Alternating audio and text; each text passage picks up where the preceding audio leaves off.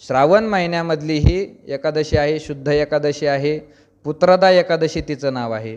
पण घोटाळा असा झालेला आहे, ते काही कॅलेंडरवाल्याने उद्या रविवारी 23 तारखेला एकादशी छापली आणि काही कॅलेंडरवाल्यांनी सोमवारी 24 तारखेला एकादशी छापलेली आहे. बऱ्याच जणांमध्ये असा गोंधळ झालेला आहे. एकादशी आता नेमकी करावी कोणती याचा निर्णय तर लागला पाहिजे ना, कारण ती तिथीचा उपवास आहे. सोमवारी निघाली आणि रविवारी उपवास धरला, गेलं ना ते वायाला. एखाद्याने रविवारी उपवास धरला आणि सोमवारी निघाली, ते पण वायाला गेल्यासारखं आहे. एकादशीचा उपवास 23 तारखेला म्हणजे रविवारी करायचा की 24 तारखेला सोमवारी करायचा, असा या ठिकाणी घोटाळा झालेला आहे. त्याचं काय आहे, कॅलेंडरवाल्याला तर एवढ्या आकली नाही राहत, त्यांचं काय ते त्यांच्या धोरणांनी छापते. पंचांगानुसार असं मत आहे की एकादशी जी असते, एकादशीच्या अगोदर दशमी असते आणि एकादशीच्या दुसऱ्या दिवशी द्वादशी असते. तर एकादशीचा नियम असा असतो, एकादशी धरण्यामध्ये 2 प्रकार आहे, एक स्मार्त आणि दुसरं वैष्णव. ज्याने स्मार्त धर्माची परंपरा ज्याच्या घरामध्ये आहे कुलदेवतेची, त्याने स्मार्त एकादशी करावी. ज्याच्या घराण्यामध्ये वैष्णवाची परंपरा आहे, पांडुरंगाचे उपासक आहे, गळ्यामध्ये तुळशीची माळ आहे, पंढरीची वारी आहे, त्याने वैष्णव मानावं स्वतःला आणि भागवत एकादशी करावी. बरं, मग एकादशी नेमकी कधी मानायची?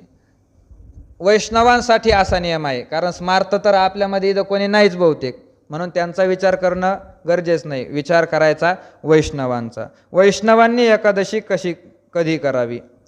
तर दशमीचा जर तिचा वेध लागलेला असेल तर ती एकादशी वैष्णवांनी करायचं नाही. दशमीचा वेध म्हणजे काय? सूर्योदयाला जर एकादशी लागायची असेल आणि सूर्योदयापूर्वी 1-1.5 तास जर दशमी असेल, तर मग सूर्योदयाला जरी एकादशी लागली तरी ती पूर्ण एकादशी करायचीच नाही, त्याच्या दुसऱ्या दिवशी एकादशी करावी. म्हणजे दशमीने युक्त एकादशीचा त्याग करावा, मग द्वादशीने युक्त जी असेल तिचा स्वीकार करावा. एकादशीमध्ये 2 प्रकार आहे, एक विद्धा एकादशी आणि दुसरी शुद्ध एकादशी आहे. दशमीने युक्त असेल ती विद्धा एकादशी आणि दशमीने युक्त नसेल ती शुद्ध एकादशी. आता ही जी एकादशी प्राप्त झालेली आहे याच्यामध्ये विद्धा एकादशीचा काही संबंध नाही, कारण दशमी जी आहे ती दशमी रविवारी रात्री संपते. रात्री किती वाजता संपते ती?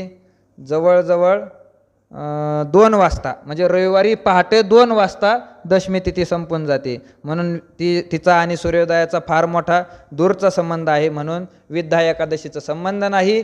ही एकादशी शुद्ध आलेली आहे. शुद्ध एकादशीमध्ये परत 4 प्रकार आहे. शुद्ध एकादशीमध्ये 4 प्रकार आहे. आधिक्याने ते प्रकार वाढतात. एकादशी आधिक्या, द्वादशी आधिक्या, उभय आधिक्या आणि अनुभय आधिक्या, असे 4 प्रकार एकादशीमध्ये आहे.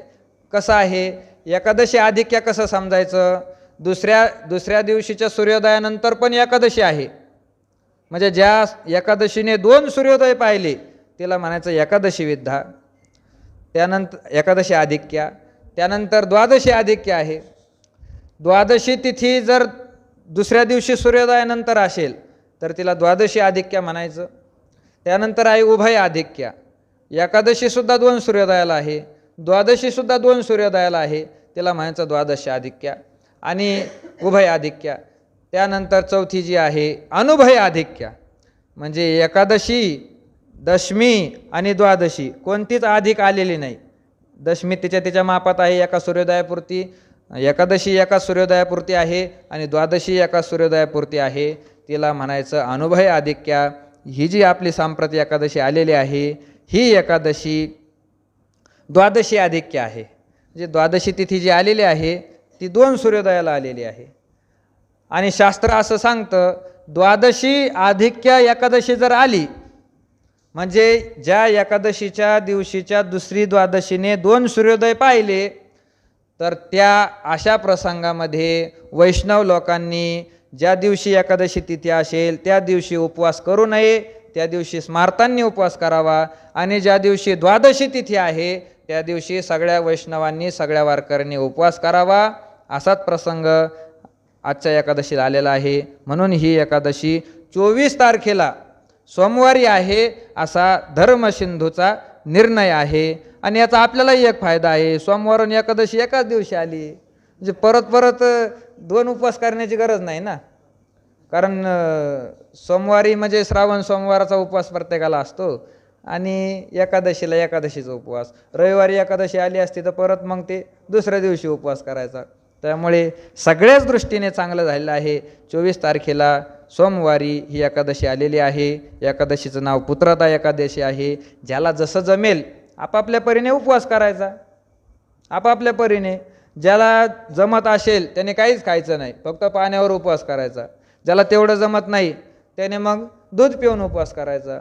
तेवढ्यावर भागत नाही त्याने थोडेफार फळं खायचे. फळावर भागत नसेल तर त्याने फराळ करायचं.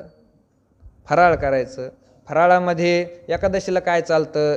यज्ञाला चालणारं जे पवित्र अन्न आहे असे पवित्र अन्न ते चालतात. भगर आहे, हे यज्ञाला चालणारं पवित्र अन्न आहे म्हणून ते उपवासाला चालतं.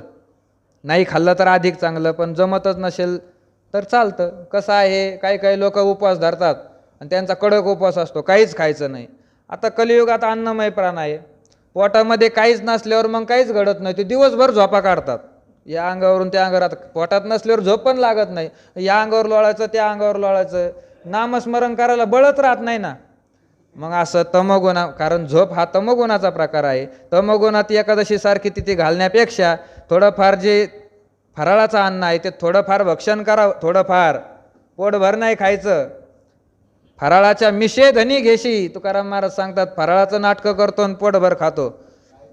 काय तुझा जीव जातो एका दिशे, फराळाच्या मिशे धनी घेशी. फराळाचे नाटकं करून पोटभर नाही खायचं, अल्प आहार घ्यायचा. ज्याने भजनामध्ये विघ्न येणार नाही, दुपारी झोप येणार नाही असं अन्न खायचं, पवित्र अन्न खायचं.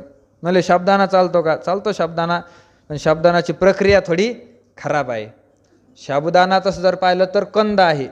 साबुदाण्याचे कंद असतात, ते वर झाडाला नाही येत, खाली बुडाला येतात, कंद असतात आणि कंदमुळं उपवासाला चालतात. पण साबुदाणा तयार करण्याची प्रक्रिया थोडी खराब आहे.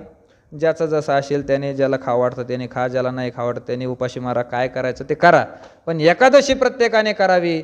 आणि एकादशीला सर्वात महत्त्वाचं आहे नामस्मरण. भगवंताचं नामस्मरण जास्तीत जास्त घडलं पाहिजे. प्रवचन ऐकणं, कथा ऐकणं, कीर्तन ऐकणं, चंद्रभागेचं स्नान करणं, भगवंताची प्रदक्षिणा करणं, पायाचं दर्शन करणं, मुखदर्शन करणं, कळसाचं दर्शन करणं, त्यानंतर दिवसभर नामस्मरण करणं, मूर्ती असेल तर मूर्तीची पूजा करणं, दुधाने देवाला अभिषेक घालणं, हे सगळे जेवढे काही पुण्य निर्माण होणाऱ्या क्रिया आहे ते एकादशीला कराव्या, रोजच कराव्या. पण एकादशीला जास्तीत जास्त करण्याचा प्रयत्न करावा. नामस्मरण वाढव. जे रोज 25,000 जप करतात त्यांनी एकादशीला 50,000 करायचा. जे 50,000 करतात त्यांनी एकादशीला 1,00,000 जप करायचा. असा नियम करण्याचा प्रयत्न करावा. आपली वेळ संपली.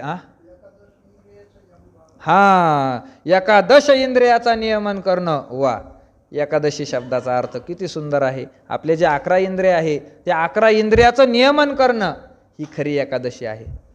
पाय इंद्रिय आहे, मग पायाने बाजारात नाही हिंडायचं एकादशीला, कथा कीर्तनाला, देवाच्या दर्शनाला, प्रदक्षिणाला, स्नानाला जायचं.